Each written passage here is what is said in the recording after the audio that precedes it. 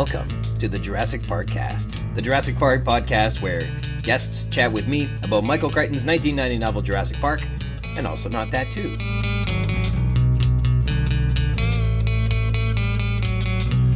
My name's Ryan Rogers, and I'm a big dumb Jurassic Park fan. Welcome to episode 22, The Tour, Part 2. Recorded here on a damp morning, but it's been an otherwise very dry stretch, on July 12th, 2022. Thanks for joining me today. A continued thank you to Christoph Oakes of Snail. Check out his incredible album on Spotify and Bandcamp. Today's intro is from the song Atom Age Vampire Cat in the Brain, and our outro is Hummingbird. And we're continuing our three-part series on The Tour. Welcome to Part 2. We have some corrections. I said that the Olympic record for triple jump was like 13 meters, but of course that's ludicrous.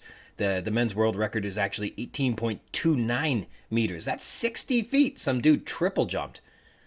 Turns out that I know more new pornographer songs than I thought I did, though not nearly well enough to tell you what the names of those songs are, but that was still a cool concert that we went to in Peterborough the other weekend, so that was fun. And finally, the correct play from the outfield wasn't to try and gun the runner out at second base, it was to hit the cutoff. Guys, if you're in the outfield, the play is always just hit the cutoff. In dinosaur news, from the journal Current Biology, published this July, a new paper introduces another example of a massive late Cretaceous theropod with dinky tyrannosaur arms. But it wasn't a tyrannosaur, and the paper names a new species. Tyrannosaurs and abelisaurs are characterized by highly reduced forelimbs that stand in contrast to their huge dimensions and massive skulls.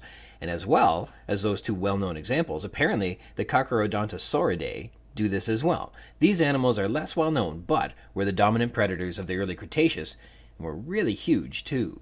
The new paper, New Giant Carnivorous Dinosaur Reveals Convergent Evolutionary Trends in Theropod Arm Reduction, shows that a new species named Meraxes gigas from the Huancuil Formation of northern Patagonia, Argentina, also had greatly diminished forearms. The name Meraxes gigas honors a dragon from George R.R. Martin's novel, A Song of Ice and Fire, and gigas is Greek for giant. So this is the big dragon from Game of Thrones guy's book. The holotype, MMCHPV65, is housed at the Museo Municipal Ernesto Bachmann and was uncovered from the Huancuil Formation. It's comprised of a complete skull, pectoral and pelvic elements, partial forelimbs, complete hind limbs, fragmentary ribs, and cervical and dorsal vertebrae, a sacrum, and several caudal vertebrae, and now it's become the most complete Carcharodontosaurid skeleton known from the southern hemisphere. Meraxes, quote, preserves novel anatomical information for derived Carcharodontosaurids, including an almost complete forelimb that provides evidence for convergent allometric trends in forelimb reduction among three lineages of large-bodied megapredatory non-avian theropods, including a remarkable degree of parallelism between the latest diverging tyrannosaurids and Carcharodontosaurids. They say, quote, this trend coupled with a likely lower bound on forelimb reduction, hypothesized to be about 0.4 forelimb femur length, combined to produce the short-armed pattern in theropods. The almost complete cranium of Meraxes permits new estimates of skull length in Giganotosaurus, which is among the longest for theropods.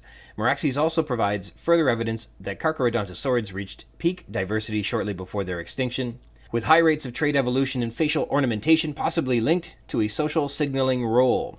Carcharodontosaurs are named after the shape of their teeth, which resemble the shape of a shark's tooth, and these are some of the largest land predators ever, between 20 and 45 feet in length. Their body plan often consisted of a bulky and long trunk, large jaws, a big head-body ratio, and pretty long arms with 3 fingers at each hand, but obviously this species didn't have long arms.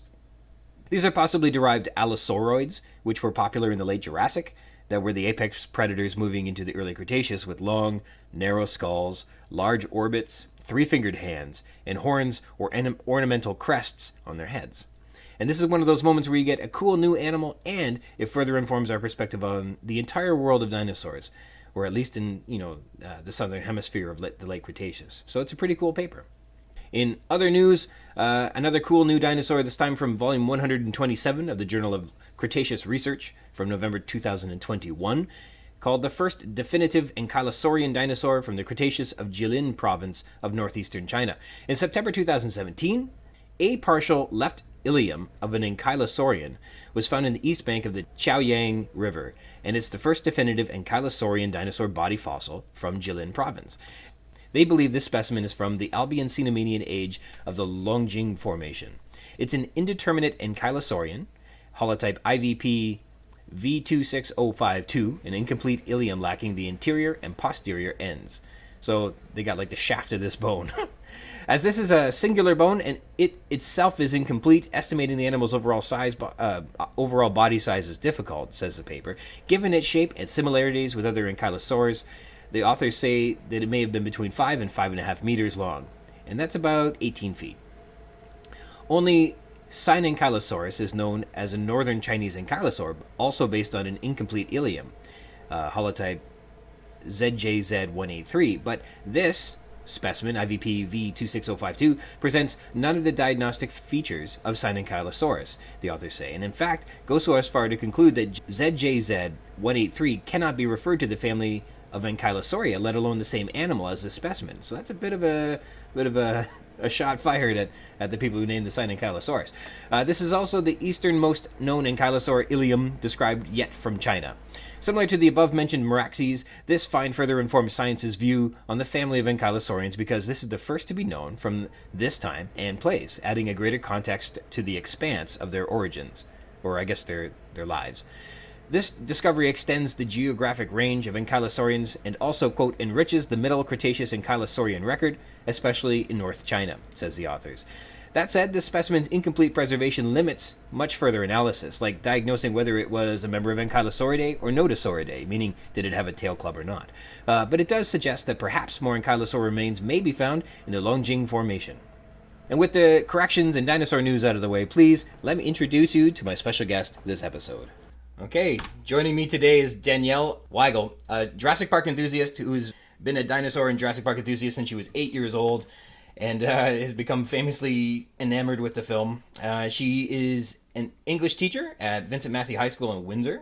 We met at the summer fairgrounds when I was driving the bumper cars and I banged into her, but unfortunately I've been driving the bumper car insanely out of control, as I'm cursed to do, and I bumped into her while she was standing in line at a food truck. So we exchanged insurance information that day. Has that prevented you from enjoying food trucks ever since? Oh my gosh, no. Especially Carrousel of Nations. Have you visited the Mexican carousel yet? They can't keep me away even in a bumper car, yeah. Good stuff. Are visiting fairs and stuff like that in Windsor part of your traditions down there? Do you make a point to visit many of them? Not as many as I'd like, or I'm proud to admit, because living next to Detroit, it's such a draw. I love Detroit with all my heart, and it has such a good food scene, so I tend to land over there a little bit more if the budget allows for a night out. Right on. Yes, Mexican Town is where we went whenever we went over there. Ooh, good choice. Speaking of Mexican food. All right. So Danielle's here to talk with me about Michael Crichton's 1990 novel Jurassic Park, and also not that too, but chiefly we are actually going to talk about the novel this time. Often I have people sharing about all kinds of different things, but you really love the novel, which I really love to hear. So you mentioned that you first kind of got into it when you were 8-ish. What can you recall any of like your first impressions of it at all? Pure terror. Yeah. I remember very clearly watching it for the first time in my childhood basement home. Didn't go to the theater. We got the VHS a little bit later, and I distinctly remember watching it through an Afghan that my grandmother had knit us, and just kind of like doing that thing where it's safe because I'm behind the blanket. And fast forward to, I think it was last year. Yeah, it would have been last year. My mom sent me a text basically saying like, okay, we're going through the house, we're cleaning up some things, and it felt wrong to throw this out without asking you first. And it was the VHS copy of Jurassic Park, because a family joke, it's not a joke though, it's sadly so real, is that they hid it on me all the time, because there were summers where I literally had it on loop, like 3 times a day. It was just on. Oh, wow. And so, take it out, rewind, put it back in, here we go. And they hit it. They thought they hit it. They hit it well enough to stop me for like an hour maybe, but I found it. That's awesome. We all did it, I think. We got infatuated with something and just played it to death. So how about with the novel? Obviously you weren't, I don't think, 8 when you read the novel, so how did you enter into that for the first time around? Were you surprised, I guess, being so familiar with the movie, to find what the novel had in store instead? I don't know that I was surprised. I came to it much, much later, only a few years ago, actually. Probably, yeah, a couple years ago, I would say. And I wasn't so much surprised as I was enthralled at the expansion of like Ian Malcolm's chaos theory.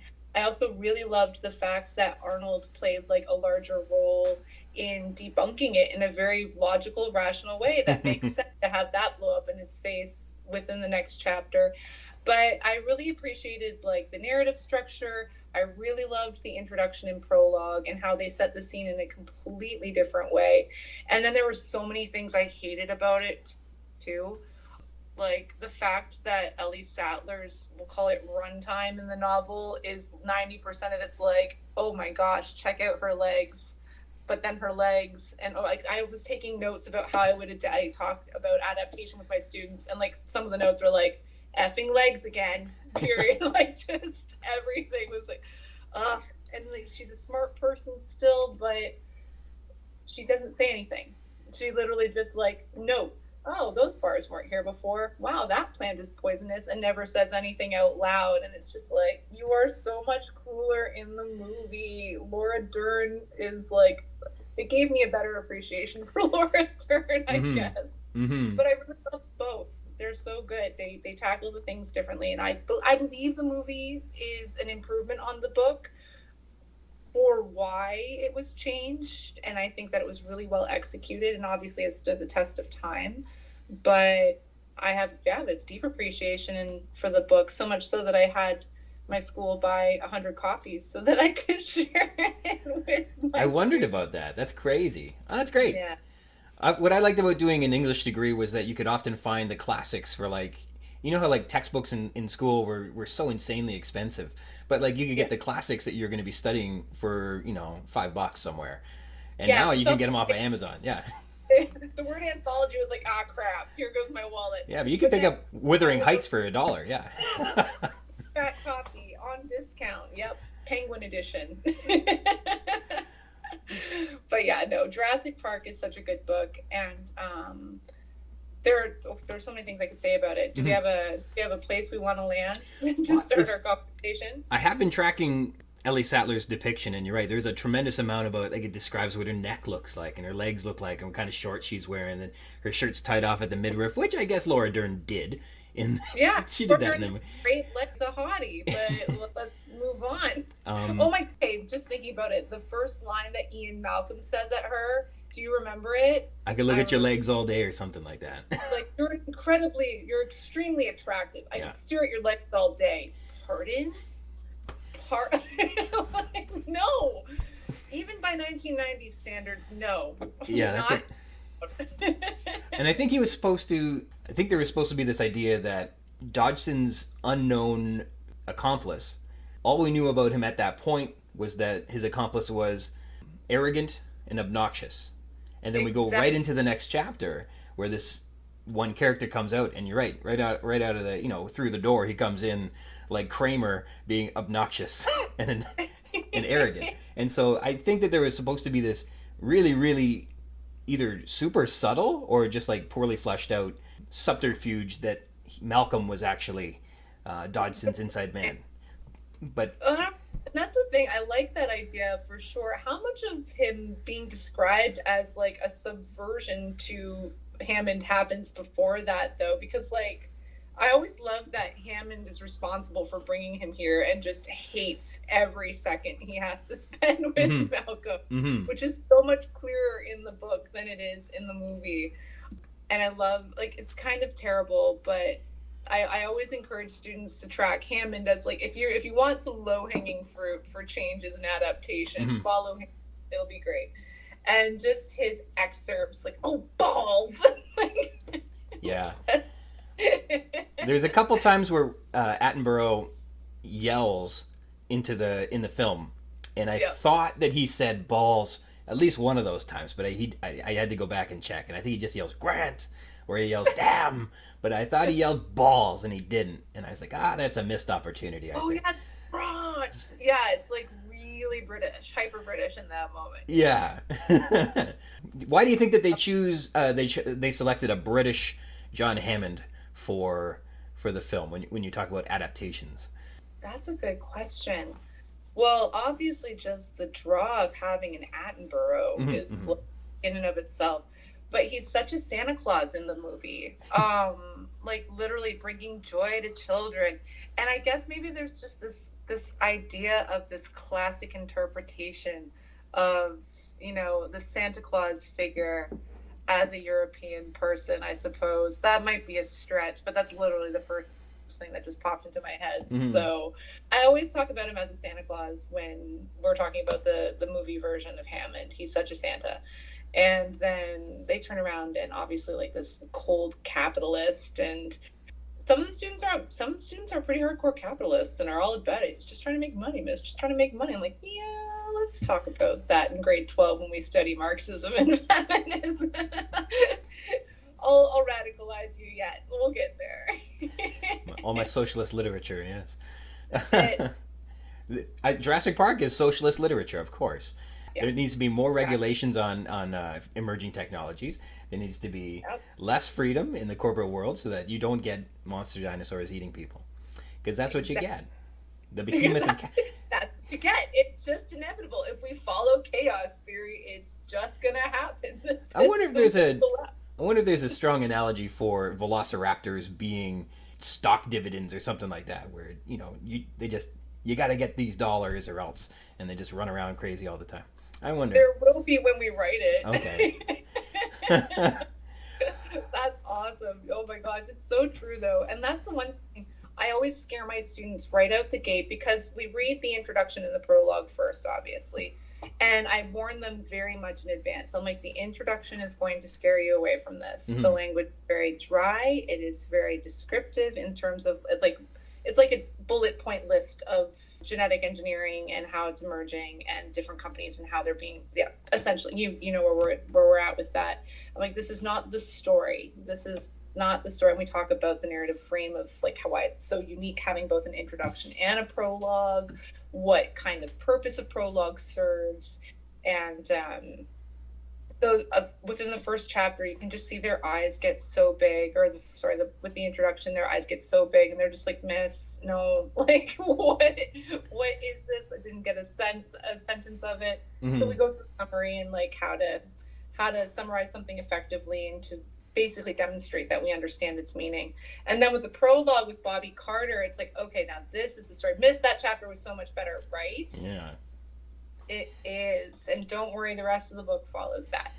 So there's comfort in narrative, right? They want so much story than read a list of engineering company names and like a little bit of suspense tickled in about, the InGen Incident. InGen Incident. Because they don't know what InGen is. None of them do. So like someone like me who's like, oh, InGen Incident. Yep, that makes sense, blah, blah, blah. They understand what the story is. Everybody knows what Jurassic Park, the story is. You'd be living under a rock if you didn't. But to identify it as the InGen Incident, and only that, it's, they have no idea. And so getting into the story and meeting unfamiliar characters right away, and I find that the book is so much more in your face about how the park's a failure already, and they don't let you forget it. I find that the movie lets you forget it. Like, yeah, even while the dinosaurs are failing, you have Mr. Arnold bringing back the power, and he's largely successful until he isn't. And then Ellie, same thing. She's successful. Everyone's just very successful when it comes to restoring power and restoring the island's, fundamental structure. But the book never lets you forget. It starts in the prologue and it does not end until even in the epilogue. Like, there are trickles and hints everywhere about even just how do you pronounce it? But the fact that the fence shorted because they used metal cables instead of plastic coated cables, and every paragraph there's another reason that it's failing, and it's so hammered home. And I really appreciate that about the book, because it helps to teach theme. Like when I teach my students theme, we talk about, like, I drill it into them. Where does theme happen? Everywhere. Beginning, middle, end, setting, character, plot, conflict, everywhere. It's like you put everything in a blender, you get the theme. That's what it is. And it's the hardest thing to teach. But then once you understand it, the easiest thing to see everywhere. And one thing Jurassic Park does really well, the novel, is definitely does not let you forget for 1 second that this was a foregone conclusion. And then Malcolm's just there like, told you. Mm-hmm. And the introduction's wonderful. I like to picture it as world building, where you kind of have, I made the analogy that it's like that narrator's voice at the beginning of a movie trailer, where he's just laying out, in a world where this is possible, sort of thing. And so the introduction does that. And then I liked how it teases that, 20 people were on this island and only a handful survive. And that's very interesting to think, wow, there's like a serious massacre. Now, I tracked the math and stuff like that. Like, there's easily over 40 people on the island, at least. Yeah. But, so I don't know where this number 20 comes up. But later on in the tour, they say, we can run this due to automation with a minimum of only 20 people. Now, that would be prior to there being resort staff who would be, like, turning down the beds and such. But other than that, yeah, they said they can run it with only 20 people. Though there's easily 40 people on the island. Unless you've got, like, 20 super employees that are like cleaning up after the dinosaurs and cleaning up after the storm and also doing security and genetics. I mean, they're doing it all. I agree completely. And it's just so funny that obviously, like, we run everything automatically. And then you've got Nedry, because dinosaurs aren't the variable. Humans are the variable. You cannot control human behavior. Good luck. And so immediately one of those 20 employees undoes the whole thing before he's even there. And actually, one thing I like that the book did, I felt the book was better at identifying why Nedry was so upset. Mm-hmm. Like, they go into basically how they gave him such limited information and such a major task. And now they're just sitting here. They have him coming along, not for the tour, but to fix everything. And they're just blaming him for every bug. I think there was like 130 bugs that he was supposed to fix before the weekend was out. And, or he was there to fix, but obviously he wasn't doing much of that. In the movie, it's such a throwaway line where it's like, don't get cheap on me, Dodgson. That was Hammond's mistake. Yeah. And then later on, he's like, I don't ask people to pay, or I don't blame people for their mistakes, but I do ask that they pay for them. And like, what mistake are you referring to? Like, there's no, that's like, I feel like that's like the movie's one failure, is that it doesn't really flesh out why Dennis Nedry's got such a huge chip on his shoulder. Yeah. Be happier if they didn't have him and mention the mistakes, because it's like, if you just say he got cheap on me, okay, that's enough of an explanation. But then now that you're mentioning these mistakes, what mistakes? I want to know about these mistakes. Like, go into detail there. And the book really does. It does a much better job of highlighting the bugs that they're experiencing right away. And not just that, Nedry's backstory firmly implies or says straight out that if he didn't fix all of these mistakes, that he wasn't, like, they changed the specs on him, right? The scope of the project changed midway through, but they said, yeah, you can't charge us overtime for this. You're going to have to do this by the quote that you gave us. Well, you change the scope of the project. What I bid for this doesn't match the job anymore. And then they were very clear about how they were going to blackmail him and ruin his reputation with all of his existing clients and stuff like that. And so his career was going nowhere if he wasn't forced to go and do this. So this was just him getting back, getting what was his, really. Would you think, so here's the big question, do you think Nedry would have gone back to work the next day had he stolen the embryo successfully and snuck back and the plan worked? Do you think he would have gone back to work? Do you think he would have fixed the bugs? I think he would have done the most half-assed job possible.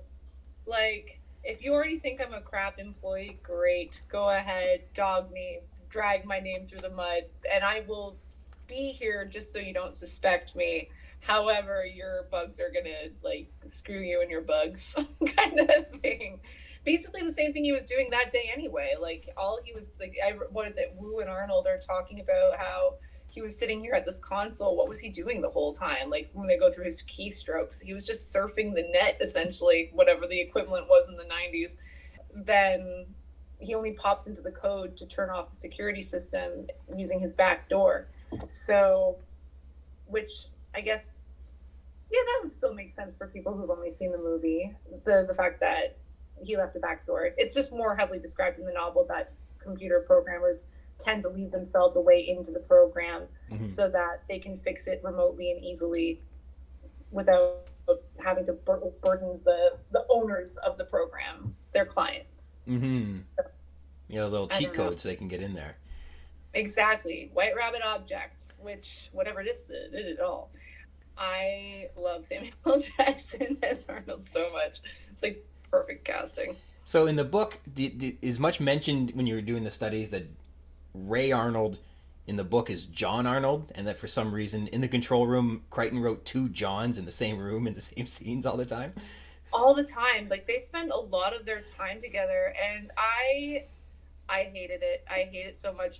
Because one thing is that when the kids got a little bit confused. They're like, Miss, there are like 20 chapters named Control. Like, yes. That all the chapter titles are doing are telling you where you are or whom you're with, so you know where you are.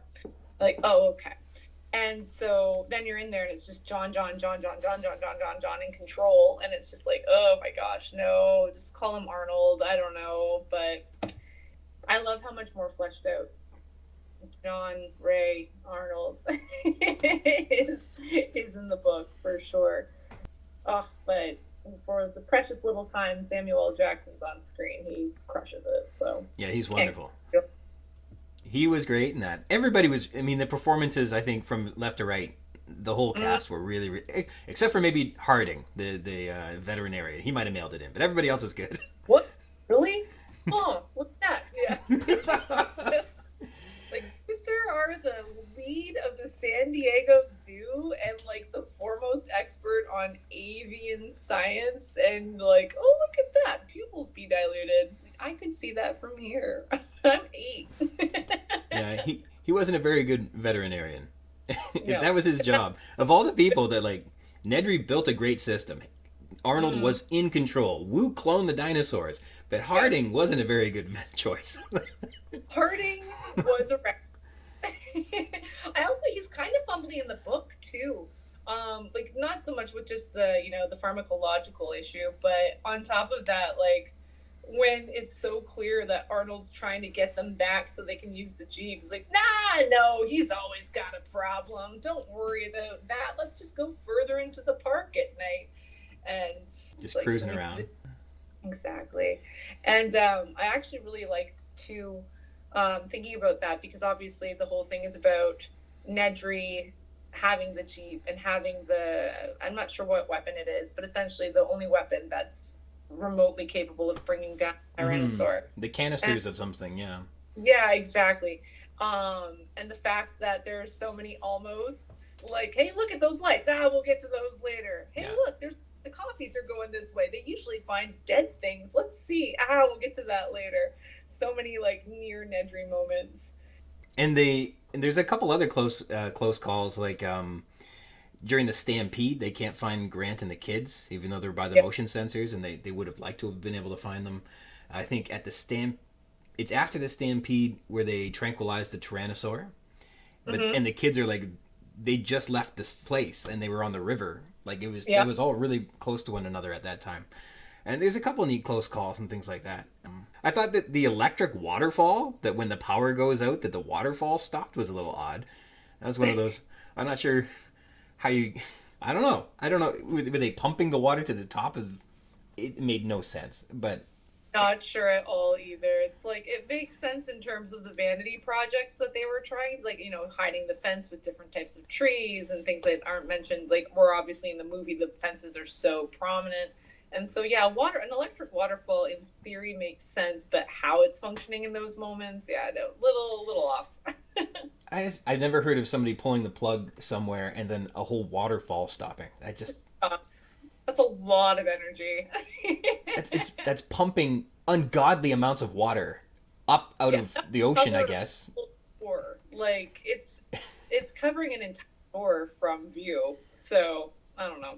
Do you think so? They built the lagoon. The lagoon was something they constructed. They built I forget how big they said it was. Maybe was it 2 miles long? It was supposed to be this narrow lagoon they built in the middle of the island. Do you suppose it was freshwater or saltwater?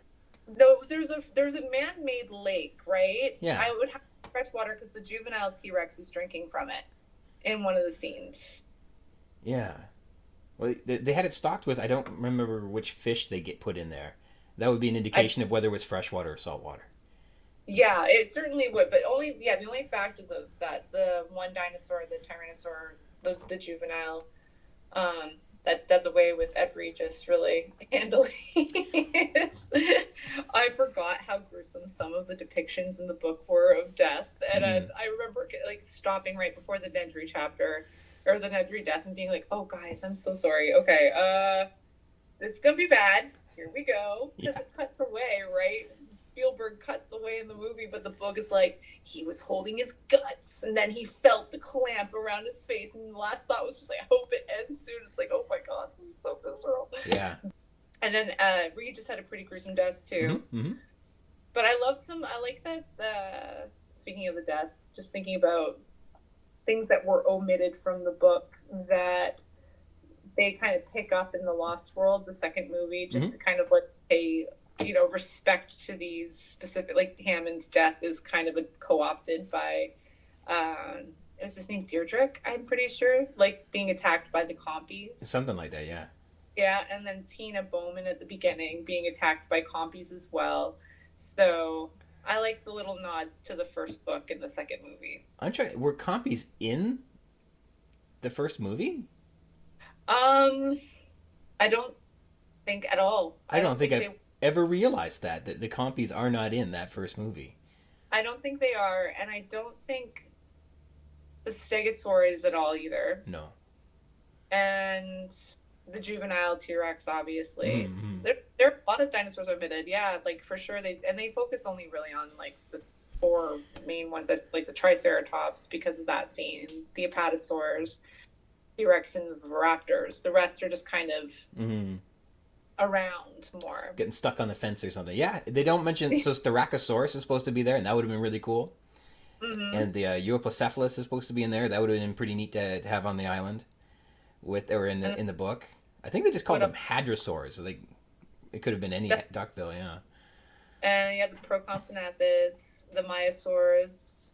I'm trying to think. I'm all that's flashing in my head. Oh yeah. I'm sure So the Othnielia was in there, and yeah, Hypsilophodons, exactly. Dilophosaurus, of course. Yeah. And the pterosaurs. The tracking charts just flashing through my head, trying to see if there are any more. But I always try to have my students guess what the flaw is. I'm like, okay, guys, there's a flaw in this graph. There's a flaw in this chart. Like, it's pretty obvious once you know what it is. But I want to know if you can predict it. And some of their predictions are a lot of fun. And one person came pretty close to determining that it's like, oh, well, if you set your expectations, to 238, you're going to get 238. The graphing, I think, with the charts, and I think the way everything's set up, you got me thinking about so many things all at once. But the charts and everything, there's a part in the beginning where they're looking at the Compy's X-ray, and they talk about how an elaborate hoax is looking to show you what you expect to see. Honestly, yeah. And then literally all of the parameters that their control mechanisms are designed to be efficient. So they remove like actual steps and so that it just shows you what I expect this many dinosaurs. Go and find me this many dinosaurs, and it goes and does that, etc. Yeah. With the one bell curve, where it's about the height and weight distribution of the components, and it's just like, and Malcolm calls it out immediately. He's like, no, it's too good. Like, what do you mean it's too good? It's a population of 50 dinosaurs. Like, it makes sense. No. In the world, yes, that would make sense, but you created these. You have versions. There should be like staggered steps or something, or like 3 different version codes, not one perfect iteration. Like, too good, move on. And so it's exactly that. It's set up so quickly in the beginning about, like, with the hoax. It was Ellie, right? I'm pretty sure Ellie was the one that, again, thought but didn't really say out loud. Because that's what Book Ellie does, is think but not say out loud, that it just looked too good. And it's like, could be, couldn't be, might not. But then they're immediately distracted by Hammond's call, I think, for that one, right? And then Yes. You can extrapolate that idea that that control, that idea of control, that they had control of the island, is the hoax. And I think there's an interesting, again, Crichton's not overt with these things, but it's obviously set up that way, and it's very interesting. I think too there's moments where you can see where Hammond is, not literally, but he's pulling the lid off of the canary cage, to show everybody the his his little pachyderm, which is kind of neat. He had everything, even the elephant, right? Mm-hmm. That was the one that he showed all the investors. And even that, it's like, yeah, there's this cute little elephant. We're not going to tell anybody that it does A, B, and C and kind of dies. And his only concern, and you even see it right away, he's such a villain. His only concern is that they won't be able to make another one before this one dies or before his head scientist dies. And it's just like, that's your only concern. And it's replayed several times throughout. Sorry, I'm jumping now. But my favorite it's replayed is when Wu and John are in the bungalow and they just had a nice meal. And, they watched the legs of the woman who walked away because legs. But then he's like, the park worries me. And Wu's like, it does? Like, yes, he has a soul. Something good is about to happen. I'm just so worried that I'm going to die before I see children enjoy it. And it's like, and he literally said, I think word for word, it's almost like, well, there are other problems to consider too. It's just like, nope. The only one I'm worried about. I'm gonna die before I see myself make oodles of money. Now, I wondered, do you think Hammond was himself actually a rich person, or do you think he just was able to raise a lot of capital to make his dream come true? Both. I think that he was someone who had experienced success, but didn't self-fund the park at all. And I don't know how much, like, they do mention the investors for sure. That's the whole reason Gennaro's out there trying to get people to come around. I feel like John's ownership of the park is like heavier in the movie, where it's kind of like it's his thing, but in the book they really hammer it home. Like, other than saying the one line where Gennaro's like, I'll shut you down, John, and in 4 hours I'll be accepting your apology, kind of thing. It's like in the book it's made very clear that the law firm is just like, no, blow this island up if you spot a hair wrong on a triceratops head or whatever. Like, they want it gone. Yeah. They're looking for reasons for it to die. And so John's perception of his ownership of the park is very clear in the book, but the book makes it much more clear that he's just someone who had a really cool elephant that was able to get Japanese investors on board. Well, I think now that I think about it, he had the Hammond Foundation, and he obviously must have had enough wealth that he could put a foundation together and then pay people tens of thousands out of that. So you're right. He had wealth of some sort from somewhere. Although I don't think we really find out how or why, but. No, it's more like even the movie only alludes to the flea circus, and like that's not going to be a huge moneymaker. No. So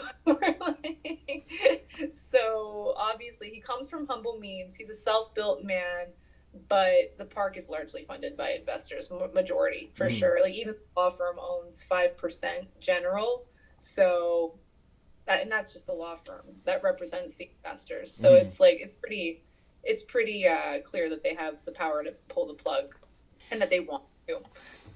I don't know to what end they would. Like, it would be interesting to see how they would have sold off the assets. Like, I don't know. That would have been an interesting exercise to how do you get rid of these things? Like, if we're shutting it down, okay, you're closed now. You cannot.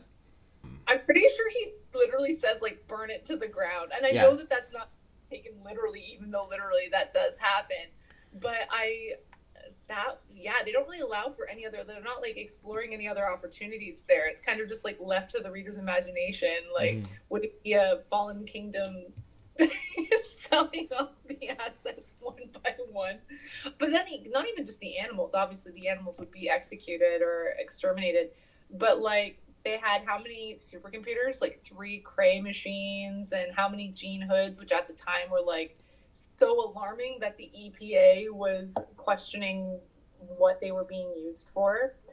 I don't know. I think the book does a really good job of setting up and trickling suspense. I wish I could have read the book before I watched the movie, because it's just, obviously 8-year-old me would not have appreciated it at all.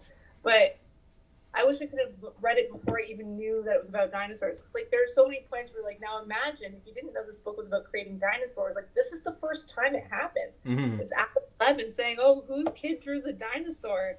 She's like, "No, that's a dinosaur." Like, I love how she's low key my favorite character in the book, and she's not in the movie at all. And she's set up in the beginning. She's like, "No, this is clearly a dinosaur, guys. Like, you don't believe me? Fine, I'm gonna prove it." Takes the picture and runs to Grant with it. I think she's just a lab tech too. She's not even anyone of major importance. Just some underling in a lab at a university that's just like, nope. Yes. Couldn't call sense. Alice Levin. Yeah, she's quite the muckraker. Exactly. I liked her. I loved Bobbie Carter too, who's like low key, just like, no, this is the mauling. A lot. See, those are the attributes that I wanted in my Ellie Sattler. Mm-hmm. Ellie Sattler is she's got the biggest role in the book, but the other women do a much better job of getting things started, especially Bobbie Carter and Alice Levin. Mm-hmm. And of course, making Lex the younger, whinier, brattier. I think they needed. I guess he had that in his head when he was writing it, but I think, how interesting would it have been for Tina Bowman to have been on the island running around with Tim instead of Lex? I think that would have been fascinating, because Tina was curious and inquisitive and observant and wonderful, and she got bit, but she was tough, right? Lex didn't get bit by anything. She got bit real good. No, yeah, and even then, she was still like, when Marty Gutierrez was, asking the parents, and the parents, I love also that her parents went to bat for her too. Like, no, she's smart. She's curious. She's doing school projects on our trip to Costa Rica. She's like trying to identify different animals. She wants to experience the animals. She wonders why. Oh, maybe it's because it's a national park. They're probably not used to human. Like, she goes for it. She's a cool kid, and Lex is so not a cool kid. Poor traumatized kid. We actually had to talk about that a lot in class, because so clearly suffering immediately from post-traumatic stress and reverting back to an even younger version of herself. So you have to have a little bit of sympathy for her, but every time she came up on the next page, all the kids were just like, ugh. Yeah, and that's how she was written like that. Cool. Yeah, the movie she was cool though. They definitely improved the representation of women. Not perfect, but so much stronger in the movie than in the book, for sure. Yeah. I think there was when they started making movie sequels, I was just going over the introduction of Tim Murphy, and I think the real natural progression would have been to have the sequels focus on him as a paleontologist in the future, and I think he would have been fascinating, because he's already got this sort of traumatized. Before he gets to the island, he's already got this father figure that he doesn't relate to, which is like the essential to building a character. Is you have issues with your parents. He's a computer whiz, so he's already a step ahead of what Grant can do. He is already the dinosaur expert, and I think you're going to take all these power, the superpowers, the things that were missing in Grant's character, and the things that I guess were lacking. He's this. He's got all the great skills, and he was just too little. And I think him as this traumatized, affected, dinosaur attacked, wizened paleontologist in the future would have been fascinating to have him exploring Isla Sorna or something like that. I think Tim is a really cool character. Well, let's not write that out completely. Maybe this happens. I don't think, canonically speaking, I think that the last time we see Tim is in the Lost World at his grandpa's house, basically saying, yep, grandpa's dying, and then that's it for them. I had a thought while you were talking about it, and I hated the thought. I wonder if someone had a somewhat similar idea, and in Jurassic Park 3, Grant's assistant that steals the raptor eggs and has the 3D that makes the vocal cords and all that jazz. I wonder if that's a little would have been a Tim character as an older person.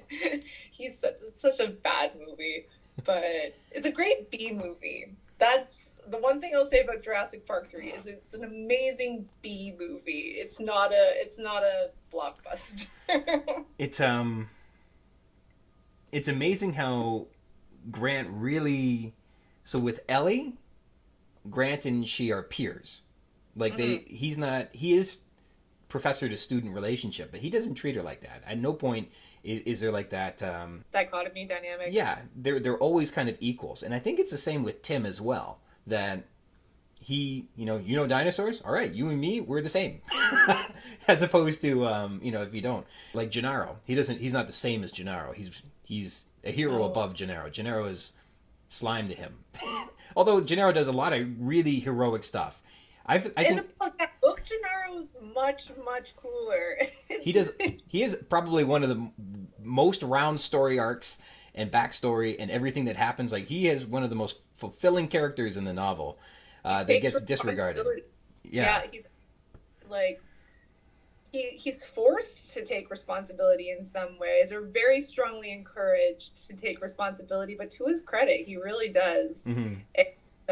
Definitely one of the more interesting characters to follow in the book to its natural his conclusion, where he lives and survives the dinosaurs essentially. Mm-hmm. But I absolutely appreciate Donald Gennaro as like a complete character for sure. But the most iconic death scene of like the 90s.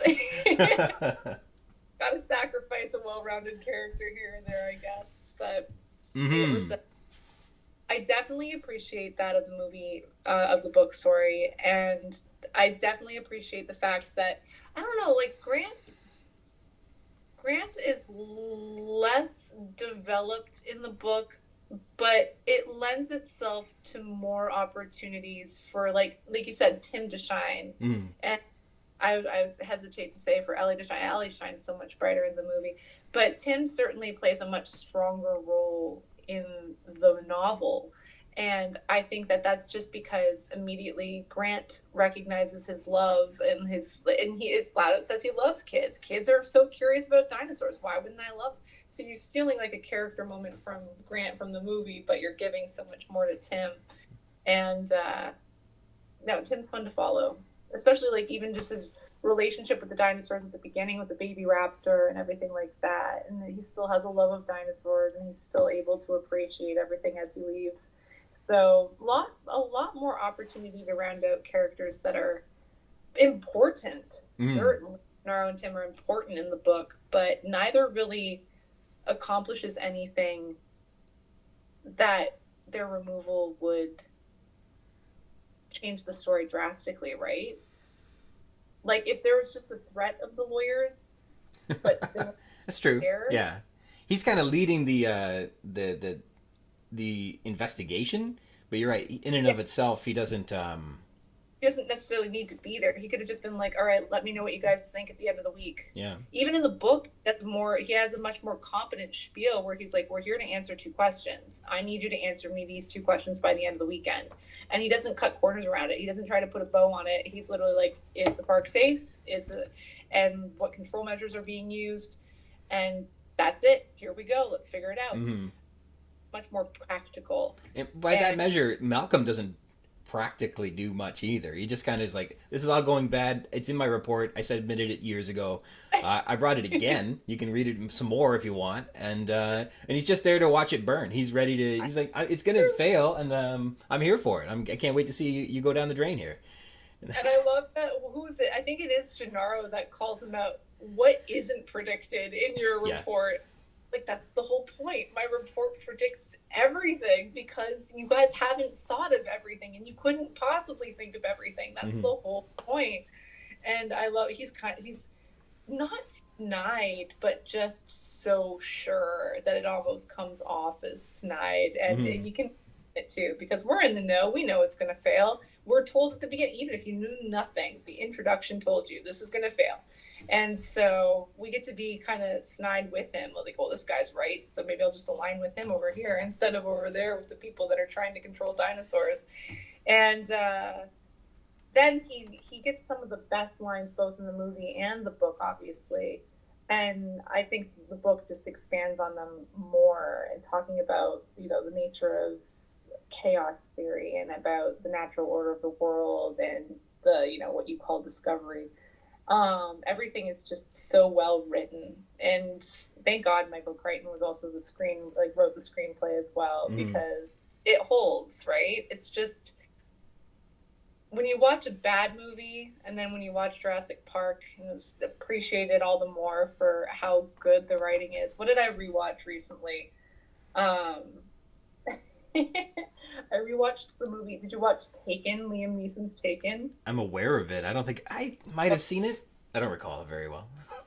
Like action adventure, right? Yeah. So essentially action adventure, and the writing was just so laughably bad at some points that just thinking about how the conversations between Grant and Malcolm, or Arnold and Gennaro explaining Malcolm's theory. I love, like I've already mentioned it earlier in our conversation, but I love that Arnold gets you to think about it, where it's just like, oh, maybe it's like, because they ask him, what did you do with the theory, right? What did you do with Malcolm's theory? We ignored it. Of course we ignored it. Why wouldn't we? Failed to see, like, we're dealing with a living system. They have to be unstable. That's how we adapt to everything. His theory is right, and life will go on. Like, it is what it is. And he puts forth such a strong argument that you're kind of on his side for a second, until you realize, like, narratively speaking, they're talking about the Malcolm effect just as things look better. And I ask my students, like, okay, so we're seeing the park come back online, and they're talking about how the Malcolm effect predicts sudden collapse. What are we being told here? And obviously, well, foreshadowing, this is all going to collapse. Look how much book is left. It's like, yep, absolutely. So Arnold is smart and wrong. There's a wonderful line towards the end where he's like, do you have any idea how unlikely it is that any of us are going to make it off this island alive? To wrap up one of the like a chapter. And then there's another one where they find out, the fences are down. And then just you hear glass breaking and screams in the distance. You're like, oh, the raptors are out. And crap. And yeah, Malcolm was so... Thank God he was there, because he's just amazing, and he was written so well. Despite his introduction. Yeah, and I think it was fascinating that they left kind of like it open-ended in a way that, you know, when at the beginning, the introduction talks about this new world and we don't know what to expect. Like, we're entering into a new age. And then you have that early chapter called Almost Paradise. Yes. And then that is obviously alluded to when it comes to Almost Paradigm at the end in that final chapter. Yep. And then Malcolm has the line about, you know, paradigm shifts. The other side is like death. You don't know what it's like on the other side till you get there. And so this whole idea that you could predict or prepare for something completely unknown is there's no order to it. You cannot be ready for it. And I think that maybe that's why Jurassic Park was doomed to fail. You know, you get this whole new thing and you don't know what it's going to be, and of course it's going to fail. Just this idea that it's open-ended. We are in a world where cloning happened. The dinosaurs are loose in the real world. At the end, they're still finding animals that are kind of scurrying around on the mainland, and it's kind of just left open-ended because Malcolm's obviously been drugged up for his injuries, and he's fading away. He can't even finish his thought at that point, and it's just like this unknown world that we're gonna, you know, now that we've passed through this window, what is it going to be like when we get there? Let's all see, I suppose. And that's kind of how it ends. And I love that ending too, and I love the fact that it does leave it open-ended. Even whether or not he lives or dies feels open-ended until he's like brought into the Lost World a few years later. But I fully appreciate also kind of bringing us back into the middle of the book. It ends so beautifully, along with that ticking clock element that drives us forward with the boat arriving the mainland. It's like, doesn't matter. They're already there. Already proven that the dinosaurs are on the mainland. So I'm glad that there aren't raptors there, but it's already done. Too little, too late. And that's kind of a very cynical outlook, but Malcolm's a cynic. So in the most practical sense. Love it. Well, have your students surprised you with anything? Did anything jump out when they stop and they look at it and you get all these new ideas and new perspectives? Did they come back with answers that or insights that surprise you when you hear from them? No, not so much with like anything that I hadn't thought of or heard of or been it's been a part of my life for a really long time. But their appreciation or sometimes their unappreciation of it. Like obviously you're not going to please everyone when you introduce a story, especially for grade 9. I have to assure them that we might not read the whole thing, like, because it's beefy. So I'm sorry, I'm going to decline a call here. Pretty beefy, and obviously it can be intimidating, even just alone. So once I tell them, like, nope, we have a purpose in addressing this novel. And so talking about it from an adaptation standpoint, it's pretty cut and dry in a lot of ways. But seeing them react to it is what surprises me. Sometimes kids that I thought would love it didn't. Sometimes kids that I thought would be indifferent were all about it and devouring it. And just, you get back what you give to them. And so when I come at it with a lot of excitement, and if I come at it with a hatred for the depiction of Ellie and her legs, or this, you kind of see that reflected back, and you get to shape their understanding of the text to some degree. And so the fact that I love it and the fact that I have passion for it definitely helps them to understand why talking about film adaptation is important, why it is something to consider, why we should appreciate film and story. Because even if we look back, like, past audiovisual, past, printing, but story is just such an inherent part of humanity. Mm-hmm. And so just showing your appreciation for anyone in particular helps them to understand why it's an important picture and not just a frivolous one. What they bring to it surprises me, not so much in content, but in reflection of passion. Right on. That's a good answer. Yeah. Well, our time's almost up here. I know there's so much more that we have not got to. Yeah. Would you like to come back and do this again sometime? Sure, that would be great. I would love to keep this going. I love this conversation. It's been a lot of fun. What's your favorite part of the book that if you could pick a part to go back to, what would it be? I love when Malcolm is just like, bullshit, this graph is wrong. Like, we've already mentioned it once before, but I just love that part so much. And I also just love getting so angry at Ellie for not speaking up. It's like, oh wow, that plant is poisonous, better not say anything about it. Oh wow, there are bars on the skylight. Must be a reason for that. And just getting angry at it for those reasons. I also hate that they use her as bait. Yes, it's voluntary, but come on. Female representation is the bait.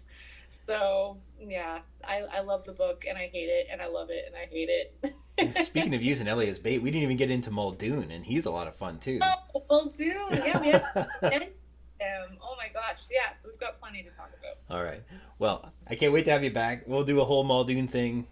That'll be a good time. I'll pull out my wide brim fedora for that one or something. Awesome. Well, thank you very much for joining me. All right, what a fun interview that was. Really cool. This week's text is the tour Part 2, as we continue extrapolating and exfoliating all the details out of this massive, consequential, dense chapter spanning from pages 92 to 111. The characters that we're going to cover, resuming from a review of the characters of last week's episode, this time we're going to get to Gennaro, Hammond, Tim Murphy, and Lex Murphy. Starting with Donald Gennaro. Gennaro is described as younger and red-faced compared to Hammond by Tim. This is because he's furious with Hammond, and Gennaro must be really giving it to Hammond because the rest of the adults, quote, look embarrassed and uncomfortable, which is really saying something. Tim feels like Gennaro is muscular. On page 93. Gennaro is furious that Hammond invited his grandkids on this safety inspection and whispers to him, I could kill you for this. A lawyer who utters death threats. He's almost uncontainably angry right now. And later on in the tour, when the baby raptor leaps into Tim's arms and its head is only inches from Tim's face, Gennaro is concerned the boy may be in harm's way, but Wu says that he is not, on page 108.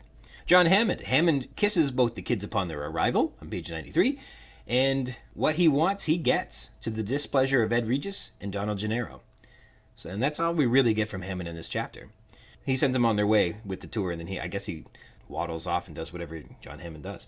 Tim Murphy. Tim is 11, wears glasses, and is observant. He can tell something's wrong, that their presence has disrupted this group, on page 92. Tim pushes his sister to join them despite the tension, and Lex calls him Timmy, on page 93, and he calls her a worm. During introductions, he remembers Gennaro's name, probably because this is the man who is upset with his grandfather, and the rest are a blur to him, but Sattler's legs make an impression, so much so that he stares at them to a degree. But then he realizes that he knows who Grant is. His sister teases him for staring, but Tim has dinosaurs on the brain, according to Lex, which she takes from her father.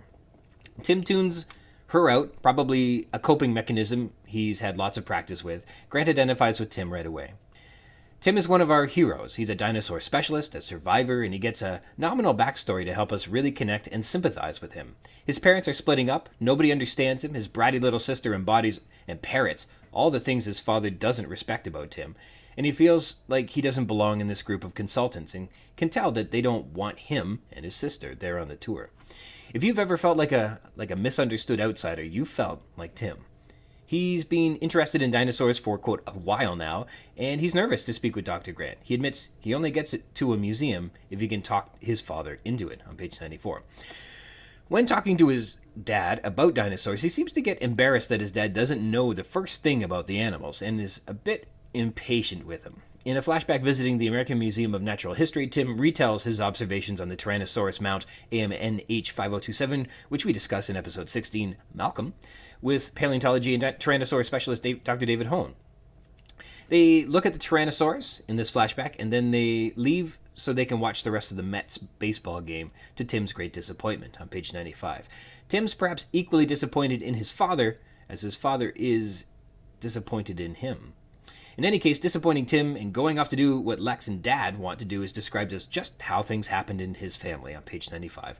Or used to be. Now things are changing with his parents' divorce, and Tim likes that his father has moved out, even though it was weird at first. Tim is especially precocious if he knows what teratogenic substances are, because that stuff is seriously dangerous, and I'd never heard of it, and I've read this book a bunch of times. Tim might be a little freaky, guys. In the extractions lab, Tim thinks Grant looks skeptical, and Nedry looked uninterested, as if he knew all of this stuff already, and was more interested in the next room on page 100, which Nedry was. So Tim continues to prove that he is very observant. And it reminds us of Tina earlier, where she was also very observant. And I think we'll get a line from Grant about how kids have visual acuity that adults have forgotten that they have. So kids can see stuff. Tim likes technical things, but on this tour, he was hoping to see dinosaurs and was becoming impatient, and perhaps we as readers are too. In the fertilization room, Tim spots the virulent poisons like halotoxins, colchinoids, and beta-alkaloids, and would like to hear more about them, but Wu drones on page 105. Tim knows and corrects Dr. Wu that there are 347 known species of dinosaurs so far, on page 107. And the little raptor is friendly with Tim, on page 109, rubbing its head against his neck, and she wants Tim to feed her, but Wu doesn't let him. After Grant's examination, Tim gets the animal back and helps bring its heart rate down, perhaps saving its life from adrenocortically mediated postnatal stress syndrome. And Tim forms a genuine connection with this raptor and hopes that he can stay with her in the nursery, but of course, no, he can't. Lex. She is introduced as Alexis at the first blush, but just Lex for most of the rest of the time. And she too can see that Hammond is being yelled at by Gennaro, and she's uncomfortable about it. She tosses her baseball in the air to beat the tension. She's pushed by Tim to join the group, which she doesn't like, and they argue, and after he insults her, she glares at him, and she has to go to the washroom, but when things get exciting, she can hold it, which I guess helps characterize her as a little bratty kid, and she teases Tim for staring with his mouth open. And now that we have kids in this novel, we also get sarcasm, just great, which, as it was a staple technique for expressing myself for about 25 years to the chagrin of everyone who knows me, I can say sarcasm does not make this novel better. Lex and Tim feud over almost every word they say to each other, and when she feels pestered, she calls him Timothy, on page 94, and she copies her mother's irritating stance. She's been heartbroken with their parents' divorce, especially with being separated from her father, on page 95, we're told. She doesn't know her mother has a new boyfriend, and the divorce has made her act more obnoxious than normal. We have Mr. Murphy. Tim and Lex's dad, Mr. Murphy, seems a bit domineering, or at least, from Tim's perspective, domineering. He has to be convinced to go to the museum. He doesn't know much about dinosaurs, but that's nothing to hold against him, I guess, and it just shows that his interests are entirely separate from Tim's interests. But he questions Tim's knowledge as well, double-checking with a guard that there are too many tail vertebrae in the Tyrannosaurus skeletal mount on page 95. And then he concedes that Tim's amazing at dinosaurs and shows his affection through, I guess, a squeeze on his shoulder on page 95. It's kind of like a sort of a jock thing to do, perhaps. And that said, this might be just, to butter Tim up, to leave the museum and go catch the game later. So there's this feeling like Mr. Murphy worries that his son will grow up to be a nerd, that being a jock is something that he either A, would prefer, or B, could better relate to as a father. And if Tim grows up to be a nerd, he just doesn't know what to do with him. He'll feel like he succeeded, or is succeeding, with Lex, who also loves Mets baseball, though. And as a result of the impending divorce, he's already moved out of their home. Mrs. Murphy. Lex imitates Mrs. Murphy when she's being bossy, and she probably has a new boyfriend now that she's splitting up with Mr. Murphy, and says that Hammond's Island is just a resort with swimming and tennis on page 96, and she doesn't know about the dinosaurs yet. Localities. In terms of localities, we're only focusing on the foot of the mountain and the visitor center in today's episode. At the foot of the mountain, the chapter begins there, where the kids have descended from the helicopter landing pad. Tim's point of view is them approaching the group at the bottom of the path, and then they stroll as a group towards the visitor center. In the visitor center, there must be a washroom on the first floor, outside of which they wait for Ellie Sattler before they can begin their tour, which commences on the second floor. They climb a black, suspended staircase to the second floor. So that's a visitor center. Remember what it looks like. Allusions and references. We have Robert Bakker and the Dinosaur Heresies. Tim recalls that he knows of Dr. Grant and recalls that he's, quote, one of the principal advocates of the theory that dinosaurs were warm-blooded, and he, quote, was also a good illustrator, and he drew the pictures for his own books on page 93. This, I believe, is a reference to Robert Bakker and his groundbreaking book, The Dinosaur Heresies, from 1986, that made a variety of convincing arguments that dinosaurs were warm-blooded, and I believe that Bakker illustrated the book himself, too. There's a ubiquitous early drawing of Deinonychus that Bakker appears to have drawn back in 1969, and he worked closely with John Ostrom, who described Deinonychus in that paper in that year as well, which was a seminal moment in the warm-blooded debate, that a velociraptor-like creature, like a Deinonychus, called dromaeosaurs, wouldn't possibly have behaved like the sluggish, tail-dragging dullards as dinosaurs had previously been believed to have done, dooming them to extinction. Jack Horner and maiasaura nesting habits.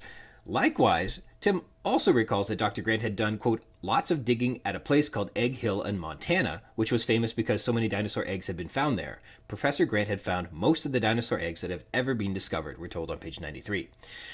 This again, as mentioned in episode 8, The Shore of the Inland Sea, Jack Horner is also from Montana State University, just like Grant, where he's published on hadrosaurs and maiasaura that were uncovered from the Two Medicine Formation of Montana. In that Two Medicine Formation, there's a locality not called Egg Hill, but actually Egg Mountain, which is near Chateau, Montana, where juvenile dinosaurs and a colonial nesting site was uncovered, becoming famous for the fossilized maiasaura eggs, proving for the first time that dinosaurs cared for their young. So you can see that Grant is this strange combination of both Bakker and Horner, which is all the more awkward as Paleo Joe Cottle reported in episode 6 New York that those two paleontologists famously hate each other. Henry Fairfield Osborn's 1917 publication Skeletal Adaptations of Ornitholestes Struthiomimus Tyrannosaurus. Crichton doesn't overtly suggest this, but I believe he specifically lists quite a few specific details about Tyrannosaurus from Osborn's paper, including Timmy's description of Tyrannosaurus and the quantity of tail vertebrae. I discussed this more in episode 16, Malcolm, with Dr. David Hone, and I think I won him over on this relationship between Crichton and the paper. The other likelihood is that Crichton didn't read that paper, but instead visited the museum, and perhaps there was a display featuring details from Osborn's publication, and so he just read that while browsing through the museum, but I haven't the means to visit the AMNH in the late 1980s to see what their displays say, to my chagrin. And I'll talk about Tyrannosaurus, I guess, later on in the discussion section. With some literary techniques, like metaphors, dinosaurs on the brain, gives us the impression that this is a constant, uninterrupting consideration in Tim's life, that he's always thinking about dinosaurs, and as a result, knows a lot about dinosaurs too. Similes, you watch my kids like a hawk, says Hammond to Regis, transferring the qualities of a hawk's sense of vision, which is extraordinary, they have the ability to detect prey miles away, to Hammond's desired efforts from Regis, that he too should use extraordinary visual resources to oversee the safety of Hammond's grandkids. And we'll rate this as a good simile, which is why it's probably become a common turn of phrase. As big as the Manhattan Project, which made the atomic bomb, on page 104. So how big is something that's as big as the Manhattan Project? Well, the Manhattan Project lasted 4 years, was a multinational endeavor between the US, the UK, and Canada. It grew to employ 130,000 people and cost nearly $2 billion in 1939, which Wikipedia says is approximately $23 billion in 2020 dollars. And research and production occurred at more than 30 sites across those 3 nations. So, like by a variety of measures, that's comparatively big. Motifs, responsibility, and safety. A variety of times on the tour, we're told that special precautions are in place to ensure the dinosaurs are being controlled and contained safely. When entering the genetics lab, there are severe cautionary signs that warn about the dangers of toxins inside, but Regis assures everyone that they are just posted for legal reasons and that, quote, everything is perfectly safe, on page 98. Another concern that they're not being responsible is their methods by which they determine which animals they've extracted the DNA of. Wu says they either use phylogenetic mapping, looking at the DNA's place in evolutionary history and determine roughly by computer where the sample fits in the evolutionary sequence, or they just, quote, grow it and find out what it is, on page 105. It appears that the phylogenetic mapping is too time-consuming, so they don't bother with that, which is irresponsible. Just growing it to see what it is, when it could be like a 100-ton sauropod, which you need to, house and feed, or a 6-ton theropod you need to contain and feed. Like, these things come with significant responsibilities. Anyone who's done, family planning knows that you want the nursery, diapers, the feeding schedule, etc. ready before you have the baby. Imagine if you don't even know what the species of the baby will be and how that affects how you plan for that nursery, those diapers, and the feeding schedule. That's just crazy. So that's another example of them just not quite being responsible. The illusion of control. Finally, almost 100 pages in, we reach the control room, and Crichton's motif of the illusion of control begins to take shape. Again, like we do with the ecological criticism, let's, catalog the control mechanisms in place and see how each is systematically discredited and plays a role in the downfall of Jurassic Park. To begin with, a total of only 20 personnel can control Jurassic Park due to an adoption of automation, on page 98, we're told. And this number references the introduction, where we're told during the InGen Incident there were, quote, fewer than 20 people on a remote island off the west coast of Costa Rica. Crichton remains consistent in that messaging, though I don't think it turns out to be accurate, but we might even get 20 people in this chapter alone. Though not referenced specifically, the computer also automates selecting which enzymes to replace in a DNA extraction that is incomplete or fragmented. The geneticists don't make this selection, the computer does, to save a lot of time, and Wu specifically says, quote, ordinarily we let the computers decide which to use, on page 101. The repairing of fragmented strands without this automation would take, quote, months in a conventional lab, but Jurassic Park can do it in seconds, we're told. Further along the safety and control motif, we finally get to the moment when we discuss the gender of all the animals. Grant inquires about breeding in the wild, and Wu says they fixed that problem, which is, like, almost a pun intended as a joke. They fixed it. As in, I guess they could have fixed the dinosaurs before they put them in the park, but instead they tried to do some advanced chemistry to regulate their genders and relied upon radiation. Nonetheless, here we go. Quote, none of our animals is capable of breeding. That's why we have this nursery. It's the only way to replace stock in Jurassic Park, says Wu on page 108. They designed redundancy systems, arranging at least 2 control procedures to prevent unauthorized births at Jurassic Park. One, they're sterilized by irradiating the gonads with x-rays. And second, they're all female, on page 108. We can kind of discuss a couple other fun ideas here. We have a section here called The Child of the 80s. Tim recognizes Dr. Grant as the author of his dinosaur book, probably from the book's cover jacket, where the author's headshot would be. I think it's very interesting to compare this to how you or I would recognize a famous paleontologist. Should we see a paleo superstar out in public, it's certainly because they've been featured in science outreach programming or science communications programming or in National Geographic or Time Magazine or dinosaur documentaries, of which there are plenty and by which many become celebrities. But Tim doesn't recognize Dr. Grant from these now common hype machines. It's from his book. And rightly, this is because dinosaur documentaries were far less common pre-Jurassic Park. This is truly another indicator that dinosaurs genuinely moved from some obscure area in our collective conscious and into a phenomenal new age of awareness. Perhaps Jurassic Park hit at just the right time, when dinosaur deductions were shedding off the sluggish, unfit-to-survive extinction perspective, and new discoveries were invigorating speculation, when special effects in film were taking extraordinary strides, when blockbusters and moviegoing were phasing into the, if not exciting, at least strongly stimulating cinematic age of Mel Gibson and Tom Cruise and Arnold Schwarzenegger, as they exploded everything until the credits roll. And perhaps, as a result, these factors combined to birth a new reality where dinosaurs were far more in demand than they'd been.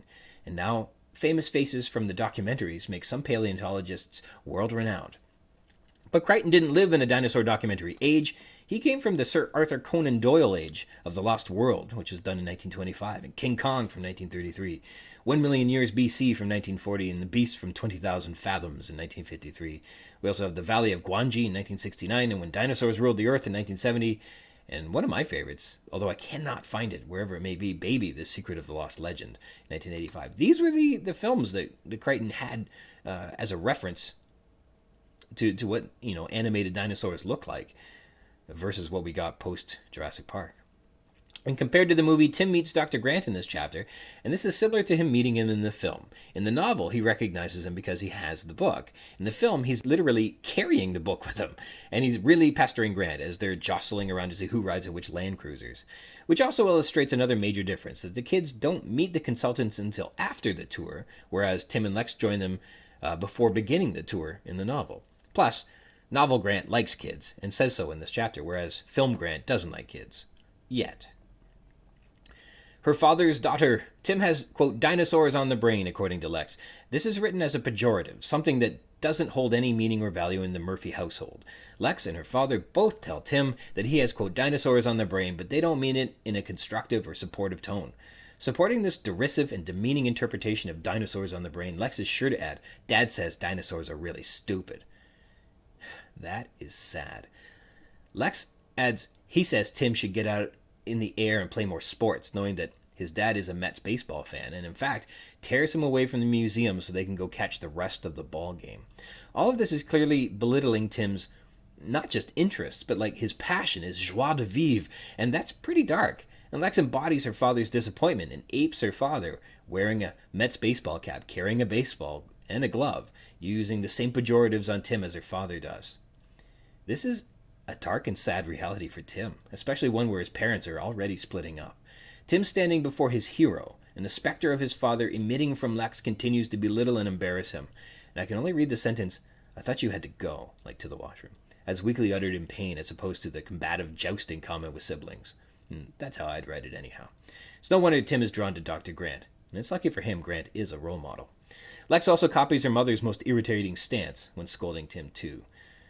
So we get a bit of a peek as to how this kid was raised up just by looking at how Lex treats him. Dinosaurs. Tyrannosaurus is described a bit, again, skeletally, similar to how we were introduced to the velociraptors earlier, through a paleontological discussion with a lens for academia on page 94. This time, Tim and Grant are discussing one of the most visibly famous Tyrannosaurus skeletons in the world from the American Museum of Natural History, specimen AMNH5027, which we've talked a lot about on this podcast now. Tim is demonstrated to be a Wunderkind, who, by having memorized the number of vertebrae in a Tyrannosaurus's tail, called caudal vertebrae, and then noticing that this particular mount doesn't have the correct number, which is false. The exact number of vertebrae in the tail of almost any fossilized animal is dubiously accurate at best, because not all the tail vertebrae fossilize, what with them being very fragile and easily disarticulated from the rest of the specimen. The exact length of a tyrannosaur tail is indeterminate for this reason, and so this is a contrivance of Crichton's, and I've made the argument that he specifically read a particular article in Tyrannosaurus, that one I mentioned before, by Henry Fairfield Osborn. In that paper, he wrote on page 47, in plate 27, if you want to look it up, there are in fact 37 caudal vertebrae, which is the specific quantity that is mentioned in Crichton's book here. He says, quote, I think they're wrong. Tyrannosaurus should only have 37 vertebrae in the tail. This has more, Tim says on page 95. And attesting to the bird-like qualities of birds, Wu says that they have nuclei in their red cells, just like birds. And this indicates that dinosaurs aren't reptiles at all, but instead big leathery birds on page 100. So that's a neat dinosaur detail they've included. We've got two characters who are described in this chapter as having very serious condition, having dinosaurs on the brain. And that's Dr. Grant and Tim. They are our proxy for everything there is to know about dinosaurs. At no point do we, nor should we, question their observations for the sake of the novel. If they say something about a dinosaur, that's how dinosaurs work for the purposes of this novel. Anything that they say that is incorrect, or at least known to be incorrect, is therefore an error of the author, not the characters. And I believe that is the way we need to read this. That said, on page 107, Dr. Henry Wu says they are cooking up a batch of extracted DNA that is marked presumed Sulu. So it's likely to be a Silurosaurus. And this might be presumed due to the genetic testing of the DNA and the phylogenetic mapping Wu says that they do on page 105. And then he further elaborates a small herbivore, if I remember. Silurosaurus is problematic because, in this specific name, there is no such thing. Either this is the herbivorous Coelosaurus, an ornithomimid, which was discovered in 1868 and named in part by Jack Horner in 1979. Hey, there's Jack Horner. Maybe Crichton read more than one of his papers. To be reclassified as an ornithomimus, which is similar to the Gallimimus from the Jurassic Park film that you would know. Or it's a Silurosaur, which is an entirely different species of theropod and was definitively carnivorous. In any case, for the dinosaur experts, Tim and Dr. Grant, to not correct Dr. Wu here, especially as he's already correcting Dr. Wu with there's 347 species of dinosaur, seems like this was something Crichton didn't realize when he wrote it. And we're told dinosaurs are born with egg teeth, a tip on their nose like a rhinoceros horn that helps them breach through their eggshells, we're told on page 108. Regis says Jurassic Park insists that its dinosaurs be treated in, quote, the most humane manner, when Grant was examining the raptor too intensely. God complex. Again, we have two more instances where Hammond's wishes are manifested. He wants the grandkids on his island, to the clearly demonstrated and vehement disapproval of Donald Gennaro, and he wants Regis to drop what he's doing and be a babysitter or a tour guide, to his clearly articulated displeasure. On his island, Hammond expects everything to obey his every command. And this is a character flaw, because dinosaurs don't obey his commands. Spared no expense. The idea that Hammond's built an all-out resort with the finest in guest accommodations is untrue. We'll see in several ways that, in fact, they cut many corners to keep costs down, and have structured their entire labor reliance to be minimal. On the tour, Regis tells us in terms of operations, which means disregarding guest services, they run the entire island with only 20 personnel on page 98. And he tells us that, quote, at the moment there's only 20 running the island. Dodgson's man. Are there any hints that Nedry is Dodgson's man yet? Tim says he looks uninterested in the cloning techniques, as if he knew all this stuff already, and he's more interested in the next room. The only other thing Nedry does around here, I guess we'll talk about Nedry later. Chekhov's gun. This term comes from Anton Chekhov's famous book on writing advice, where he says, if you say in the first chapter that there is a rifle hanging on the wall, in the second or third chapter, it absolutely must go off. If it's not going to be fired, it shouldn't be hanging there. Says masterclass.com on a similar topic, Chekhov's gun is a dramatic principle that suggests that details within a story or a play will contribute to the overall narrative. This encourages writers to not make false promises in their narrative by including extemporaneous details that will not ultimately pay off by the last act, chapter, or conclusion. In other books on literary fundamentals, this element is considered cohesion, in that everything a creator puts into their story should serve the story meaningfully. It's all got to be related. It has to have cohesion, or else, relative to your story, it's a waste of time and space, which is bad. Put in Jurassic Park terms, if you say in the first chapter there's a mosasaur, in the second or third chapter it absolutely must eat somebody. If it's not going to eat somebody, it shouldn't be there. Good for us, in Jurassic World, the mosasaur does eat things. It's cool. Tim serves as our Anton Chekhov. He's an observant boy, and he just happens to take special notice of things that we, as readers, are going to see pay off down the line. In this chapter, Wu says there are, quote, some of the most virulent poisons in the world in storage of the fertilization room, in page 105, including helotoxins, colchinoids, beta-alkaloids, all kept in a series of syringes under the UV light, which will, quote, kill any living animal within a second or two. Tim would like to know more about those poisons, we're told. Tim is kind of a Jurassic Park-y version of Chekhov. When he notices something, pay attention. It's going to pay off down the line. He even notices, when they're on the tour later on, the aluminum struts in the distance of the aviary dome. And again, what Tim notices adds to the Chekhov's gun principle. They're going to get there. Don't worry. And as for getting there, we're getting there. That's 2/3 through this giant chapter that we're tackling here. I want to say thank you to my guest, Danielle Wigle. A class where you get to read Jurassic Park for credit is my kind of class. And I want to sign off today also thanking you for joining me. If you want to read along in the book, add some thoughts to what we've been discussing on the show, or be a guest on the show and chat with me about anything you like about Jurassic Park, you can do that by connecting with me. I'm at ryansrogers@gmail.com, and if you'd like to be a guest, drop me a line and we can try and set something up. We can rehash, tear down, gush over, and chit-chat about any part of the book, or also not the book, all you'd like. Jurassic Park-Cast is part of the Spring Chickens banner of amateur intellectual properties, including the Spring Chickens Funny Pages, Tomb of the Undead graphic novel, the Second Lapse graphic novelettes, the Infantry, and the worst of them all, the King Street Capers. You can find links to all that baggage in the show notes or by visiting the schickens.blogspot.com or finding us on Facebook at facebook.com/springchickencapers, or me, I'm on Twitter at RogersRyan22. Thank you dearly for tuning into the Jurassic Park-Cast, the Jurassic Park podcast where we talk about the novel Jurassic Park, and also not that too. Until next time.